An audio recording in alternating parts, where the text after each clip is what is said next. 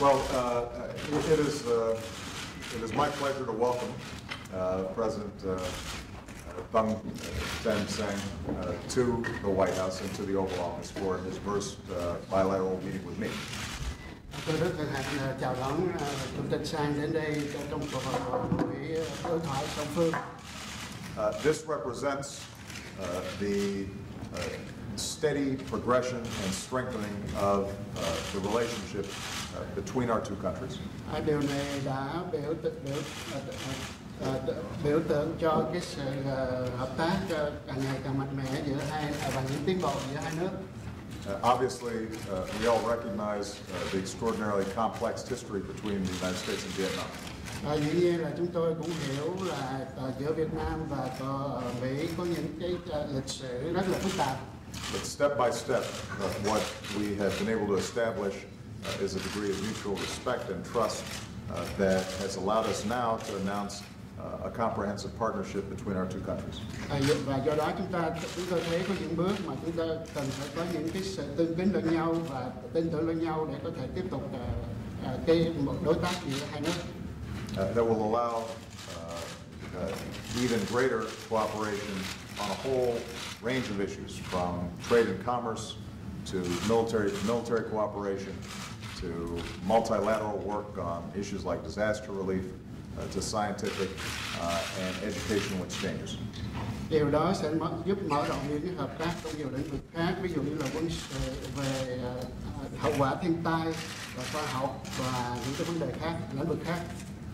What we've also discussed is the ways in which, through the Trans-Pacific Partnership, or TPP, both the United States and Vietnam are participating in what would be an extraordinarily ambitious effort to increase trade, commerce, and transparency in terms of commercial relationships throughout the Asia-Pacific region.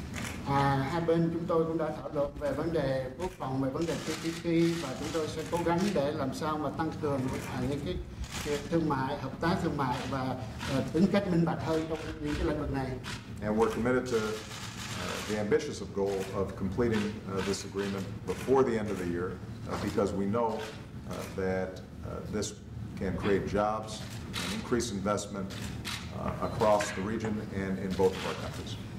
Và chúng tôi đã có quyết tâm là kết thúc cái hiệp định này trước cuối năm nay, giúp chúng tôi tăng cường công ăn việc làm và đầu tư. We discussed the need for continued efforts to resolve peacefully maritime issues that have surfaced in the South China Sea and other parts of the Asia-Pacific region. Chúng tôi đã xác định là sẽ tiếp tục hợp tác để giải quyết một số vấn đề và hàng hải ở trong vùng châu Á Thái Bình Dương.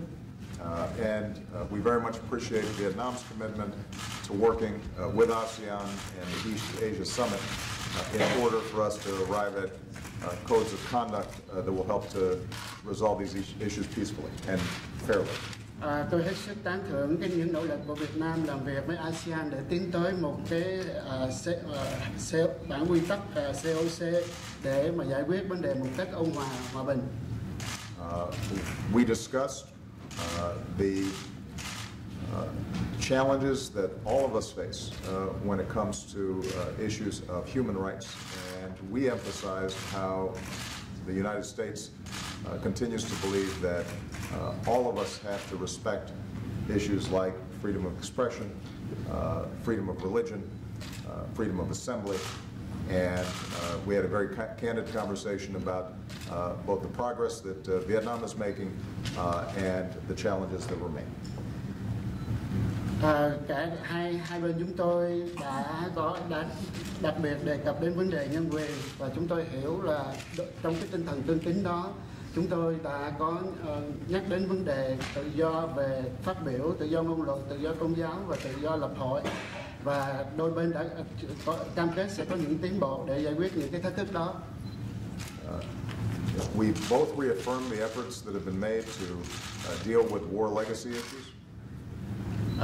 Hai bên đã xác định là sẽ có những nỗ lực để giải quyết những di sản của chiến tranh.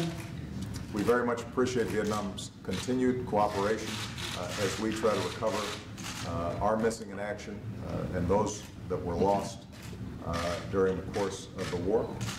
Chúng tôi cảm ơn sự hợp tác của Việt Nam để tìm người Mỹ mất tích và những người đã hy sinh trong chiến tranh. And I reaffirm the United States' commitment to work with Vietnam around some of the environmental and health issues that have continued decades later because of the war. Chúng tôi có đưa ra cam kết của Hoa Kỳ là tiếp tục làm việc với Việt Nam để giải quyết cái vấn đề môi trường và những vấn đề y tế, sức khỏe công cộng mà do chiến tranh để lại. And finally, we agreed that one of the great sources of strength between our two countries is the Vietnamese-American population, that it is here, but obviously has continued strong ties to Vietnam. Và đôi bên cũng đã đồng ý là cái cộng đồng người Việt ở hải ngoại này ngày càng lớn mạnh và sẽ đóng góp rất tốt cho sự phát triển của Việt Nam. And ultimately, it's those people-to-people relations that are the glue that can strengthen the relationship between any two countries. Và dĩ nhiên là cái sự giao thiệp tiếp xúc giữa những người dân đó sẽ là một cái chất keo để giúp tiến bộ giữa hai nước. So I just want to say to President Sang how much I appreciate his visit. Một lần nữa tôi xin nói với ngài Chủ tịch là tôi rất cảm ơn cái chuyến đi thăm của ngài. I think it signifies the maturing and the next stage of the development between the United States and Vietnam. Tôi nghĩ đây là một cái dịp để mà chúng ta tiến đến một cái sự hợp tác trưởng thành hơn trong cái bước kế tiếp cho cả hai nước. As we increase consultations, increase cooperation, increase trade and scientific and education exchanges, ultimately that's going to be good for the prosperity and opportunities of people here in the United States, as well as good for the opportunities and prosperity of the people of Vietnam. Dĩ nhiên nếu chúng ta tăng cường sự hợp tác và về đủ các mặt về thương mại, về khoa học, về các lĩnh vực khác đó thì điều đó sẽ mang lại lợi ích và thịnh vượng tốt chẳng những cho người Mỹ mà còn cho người Việt Nam nữa. At the conclusion of the meeting, President Sang shared with me a copy of a letter sent by Ho Chi Minh to Harry Truman. Vào cuối buổi trao đổi này đó thì Chủ tịch Sang có trao cho chúng tôi một bức thư mà ông Hồ Chí Minh đã gửi cho cố tổng thống Truman của Mỹ. And we discussed the fact that Ho Chi Minh was actually inspired by the U.S. Declaration of Independence and Constitution and the words of Thomas Jefferson. Và chúng tôi đã đồng ý là ông Hồ Chí Minh đã lấy được nguồn cảm hứng từ cái bản tuyên ngôn độc lập của nước Mỹ và những cái lời lẽ của ngài tổng thống Jefferson. Ho Chi Minh talks about his interest in cooperation with the United States. Lúc đó trong cái thư ông Hồ Chí Minh nói là ông rất là quan tâm đến chuyện hợp tác với Hoa Kỳ. And President Sang indicated that even if it's 67 years later, it's good that we're still making progress. Và Chủ tịch Sang có nói với tôi là mặc dù sau 67 năm rồi vẫn chưa thấy có nhiều tiến bộ. Thank you very much for your visit, and I look forward to continue to work together. Xin cảm ơn ngài và tôi trong đợi sẽ có dịp hợp tác tiếp tục với ngài.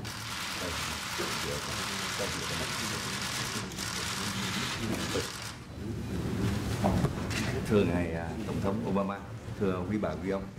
President Obama, ladies and gentlemen. Một lần nữa tôi chân thành cảm ơn lời mời của ngài mời tôi thăm chính thức Hoa Kỳ và cảm ơn sự đón tiếp hết sức là nồng nhiệt của các bạn trong ngày hôm qua suốt quá trình chúng tôi làm việc tại Hoa Kỳ. Once again, I would like to thank you, President Obama, for your kind invitation extended to me to visit the United States, as well as the warm hospitality that you have extended to me over the past couple of days while I'm here in the US. Chân thành mà nói thì tôi và ngài Tổng thống Obama vừa có một cuộc hội đàm hết sức là thẳng thắn, xây dựng, hết sức bổ ích và hết sức có hiệu quả.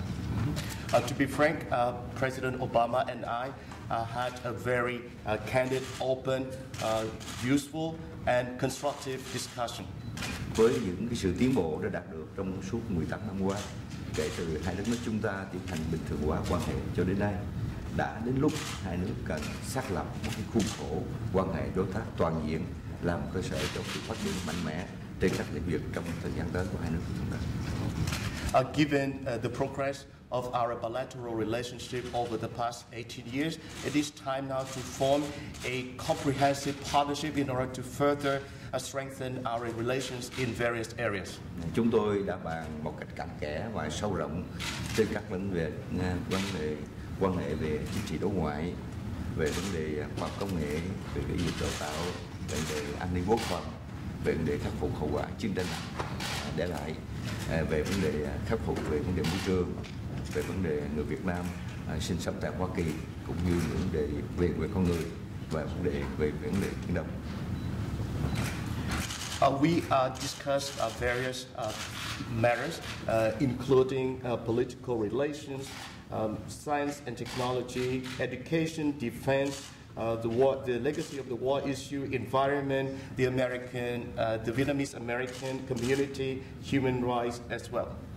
Trong từng vấn đề với tinh thần hết sức là and the issue as well. I'm sorry. Trong từng vấn đề hết sức là thẳng thắn và đầy tình xây dựng, chúng tôi đã đạt một sự thống nhất rất là cao. In a candid, open and constructive spirit, we have come to agree on many issues. Sẽ tăng cường hơn nữa tiếp xúc cấp cao giữa hai nước của chúng ta. We will strengthen high-level exchanges between the two countries. Sẽ tăng cường nâng cấp một cách hợp lý và cần thiết những cơ chế quan hệ đối thoại của các cấp, và đặc biệt là cấp cao. We will consider in order to continue to upgrade the mechanism of cooperation at the high level, as well as take the best use of the existing mechanism of cooperation. Tôi cho rằng đây là cơ sở rất quan trọng, tạo sự tin cậy chính trị rất là cao cho đất nước, tạo điều thuận lợi cho phát triển tất cả các lĩnh vực mà hai bên cùng quan tâm. Particularly, we will continue regular dialogue at the highest level as possible. I believe that this is a way in order to build a political trust for further development of our cooperation in all areas. Các vấn đề còn lại như là vấn đề kinh tế thương mại sẽ được tiếp tục thúc đẩy mạnh mẽ. Đặc biệt Việt Nam chúng tôi cam kết mạnh mẽ sẽ tham gia tích cực trong quá trình đàm phán để có thể kết thúc sớm trong năm nay hiệp định TPP. Economic and trade relations continue to be important to our relations. As far as TPP is concerned, the Vietnamese side will do its utmost in order to participate in the process of negotiations for the conclusion of TPP by the end of this year. Về khoa học công nghệ, về giáo dục đào tạo, về quốc phòng an ninh cũng đã được bàn bạc một cách hết sức là thấu đáo. We also discussed in detail our cooperation in science and technology, in education and training, as well as security and defense. Về lĩnh vực khắc phục hậu quả chiến tranh, chúng tôi cũng đã bàn bạc kỹ kể cả vấn đề về con người, mà ý kiến hai nước chúng ta còn có những điểm khác biệt. We also touched upon the war legacy issues, including human rights, which we still have differences on the issue. Tôi cũng đã dành thời gian trao đổi với ngài Tổng thống Obama, bày tỏ lời cảm ơn chân thành của chính phủ chúng tôi về cái sự chăm sóc hết sức chu đáo của chính phủ như Hoa Kỳ trong suốt quá trình mấy mươi năm qua đối với bà con người Việt Nam sinh sống và làm việc và bây giờ là người Mỹ gốc Việt trên đất nước Hoa Kỳ. I also express my appreciation for the care that the U.S. Has extended to the Vietnamese who came to settle in the United States, and now they have become American citizens and contributing to the overall development of the U.S. Chúng tôi cần cảm ơn Tổng thống cũng chính phủ Hoa Kỳ và nhân dân Hoa Kỳ giúp đỡ rất là nhiều, và phần lớn hầu hết nhân dân Việt Nam, đồng bào chúng tôi là người Việt, là những người Việt gốc Mỹ làm ăn ở Hoa Kỳ hết sức thành đạt kể cả trong hoạt động chính trị. And thanks to the support and assistance from the U.S. government as well as the American people, the Vietnamese community, the Vietnamese American community here in the U.S. Has become more and more prosperous and successful in their life as well as work. Tôi nhân dịp này cũng bày tỏ một sự mong muốn của chính phủ Việt Nam rằng bà con người Việt đang sinh sống và làm việc Hoa Kỳ sẽ là chiếc cầu vững chắc nối liền cái tình hữu nghị của nhân dân hai nước và sự phát triển mạnh mẽ hai nước Hoa Kỳ Việt Nam trong thời gian tới. And I also would like to take this opportunity to express a message to convey a message from our government to the Vietnamese American community here in the U.S. that we would like to see you contributing more and more to the friendship between our two countries, as well as further development of our relationship in the future. Về vấn đề Biển Đông cũng đã được bàn bạc tới một cách thấu đáo. We also discussed in detail the issue of the East Sea. Chúng tôi hết sức là hoan nghênh chính phủ Hoa Kỳ ủng hộ lập trường Việt Nam cũng như các nước thành viên ASEAN của chúng tôi là giải quyết những tranh chấp ở Biển Đông bằng biện pháp hòa bình trên cơ sở tôn trọng luật pháp quốc tế, DOC tiến đến COC và cam kết là đảm bảo tự do hàng hải trên Biển Đông. We appreciate and welcome the U.S. Support for our stance in this matter, as well as the stance of ASEAN relating to this particular matter. And we appreciate the U.S. support to solving the matter by peaceful means in accordance with international law, DOC, and moving toward to COC.